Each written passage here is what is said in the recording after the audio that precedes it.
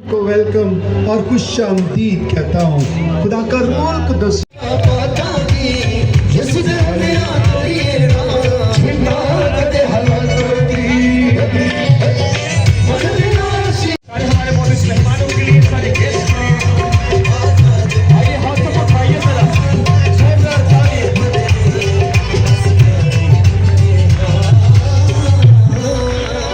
और अब वक्त ज़ाया किए बगैर मैं सबसे पहले चाहूँगा कि के अफवाज के लिए ज़रूर आज के इस इज्तिमा में दुआ मांगें कि अल्लाह ताला उनको हर महाज के ऊपर फतह दे। आज रात ख्वाजा साहब खास मकसद ही यही है, पाक फौज के लिए दुआ करना और पाकिस्तान के लिए दुआ करना।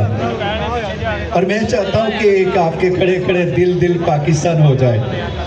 तो आए सब खड़े हों। कितनों के पास सेल फोन है?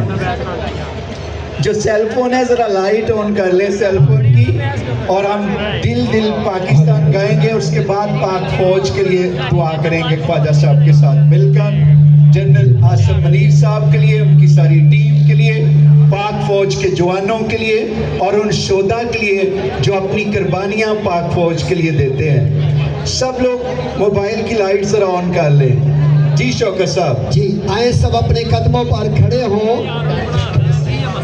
सब अपने कदमों पर